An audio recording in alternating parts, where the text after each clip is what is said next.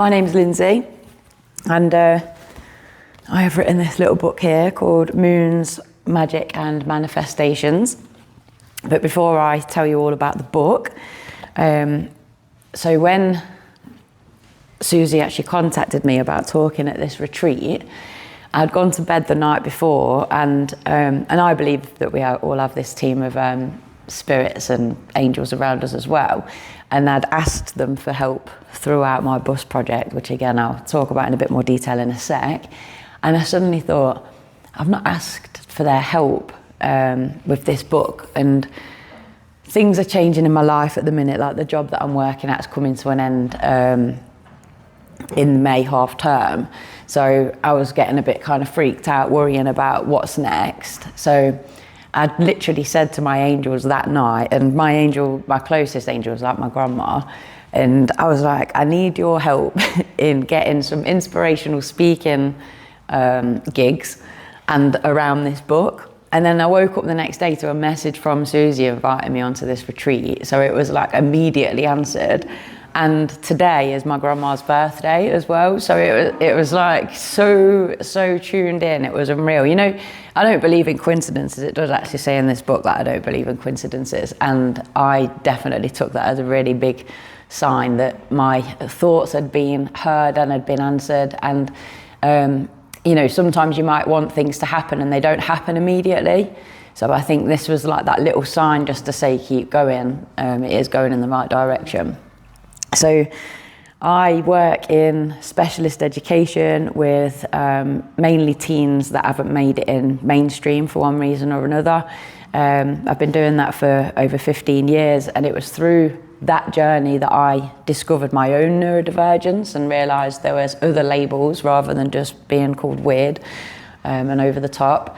And through that work, I then founded my positive platform to support ADHD and autism and neurodivergence called A Different Human Design in about 2022. And the podcast came from there as well, A Different Podcast Official. I'll make sure all the links get shared. Although I think in the back of I think it's got my website there. It's got everything on the website as well. So I have actually written other books in the past. I've got some chick lit fictions out and things like that, although I was reflecting on my first chick lit fiction. It's called Maga High, and the character goes to Magaluf and ends up working out there for 5 weeks. And I was reflecting on that, and I used to feel really close to Jodie. Like Jodie was a bit of a reflection of me, and it made me realise how far I've come, because I feel so different to that character now, which is, you know, it's a good thing, because we grow through what we go through. But yeah, so my story and this book is at the end of 2022, I was in quite a toxic relationship, and we was always falling out, and he was very manipulative in the sense that he was very good at making me believe it was something I'd done. So next time, if I just did something differently, then the argument wouldn't happen. So we was in this space where we'd had this argument, and I'm thinking, what on earth am I doing with my life?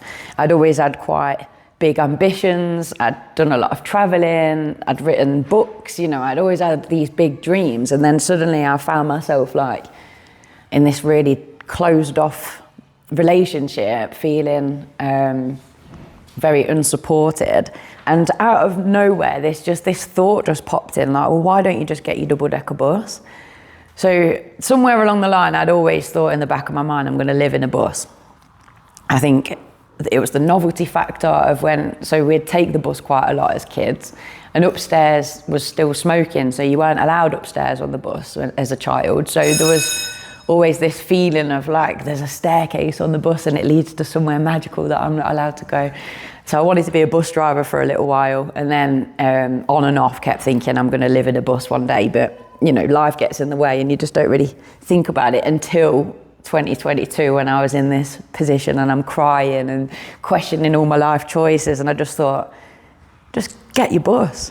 And my friend had actually done me some coaching the year before, and it was all around the law of attraction, and that, you know, you manifest what you believe is possible and things like that. So from making that decision, I'm going to get the bus, I thought, well, just put those manifestation techniques into practice and see if it actually works and see if you can actually manifest yourself a bus. So I didn't really tell anybody about it. It just gave me that feeling of a light at the end of the tunnel in a really sticky situation that I'd managed to get myself into. And at the start of 2023, my brother came to me, because I lived with my brother in a house, and he said, I want to sell the house. But he was like really worried that I was going to be upset and, you know, have nowhere to live. But all I saw was like, oh my God, suddenly I'm going to have this money coming in that I could buy my bus with. Like, it was the first little cog turn and the first thing falling into place. So for me, that intention is really, really important, that initial seed. I think because that first intention came from such a place of emotion as well, it had extra power. So then my brother said, yeah, look, we're going to sell the house, and things just started to progress, and I started to research looking for buses. I went onto eBay and found the bus that is now my bus, and I contacted the buyer. They were right up in Scotland, so it wasn't ideal. That was the one thing I hadn't put on the vision board. It was like, please let the bus be in the village next door. And I went up to Scotland, took my friend up to look at it because he was a mechanic, and like, I'm very intuitively led. So people ask a lot of questions about, you know, what was it that attracted you to this lifestyle? Well, I didn't know anything about that lifestyle. I was literally just going with this feeling of this is the right thing to be doing. It just felt right. So even seeing the bus, you know, I think my mechanic friend could have told me the engine were dropping out the bottom, and I was just like, this is it. This is the bus. Got a good feeling about it.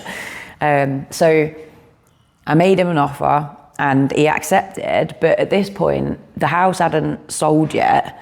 So it was like this new deadline of, I'd got till the 1st of September to come up with the money. So again, all of those manifestation techniques came into play of making sure that I wasn't overthinking all the things that could go wrong, especially because everyone around me was like, you know, it takes at least 8 weeks for a house sale to go through. You've got to have people come around and look at it. You've got to have an offer put in, you've got to accept the offer. And like, my friend's partner was like, there's no way you're going to sell that in time, which to be honest just motivated me even more to prove him wrong. So this book actually is the journey, beginning with that first intention, and it's designed where it's like my stories on the cream bit, and it's written as though it's like diary entries. So it takes you through as the bus itself developed, the idea from that intention to me selling the house, but also the rituals or the approaches that I used to how I feel manifest that dream into reality, but also to keep myself sane, because it was a really, really hard, is that yours? It's all right. Yeah, so it was a really, really hard process, because so everything did pan out okay. I managed to get the bus the 1st of August, brought it back down to Leicester. And then suddenly I'm like, okay, I've achieved that part, now what? So then from August till Christmas, I just really spent a lot of time in the bus and didn't really know where to start. And then that's where my wonderful mum stepped in. So the whole of 2024 was spent converting it. And it really was the hardest thing that I've ever been through, like emotionally and physically grueling. Every task seemed to take 10 times longer than expected. Like, we'd go with a little plan and it'd be like, right, today we're going to fix the bed ends either side to the wall, and that would be the job for the day. But then it'd be 4 hours in and we're still going backwards and forwards to the hardware store to get the right screws that are going to penetrate the plastic in the walls. You know, it was literally so testing. But had I not have had this approach, I don't think I'd have got through it, or I'd have ended up manifesting it into a negative situation, whereas I just really tried to keep my mindset on, this is all rigged in my favor. You know, this is going to pan out because it's meant to be, or even like, I have got the tools to overcome this. And each challenge, every time I overcame the next challenge, it just gave me more confidence that I could keep going.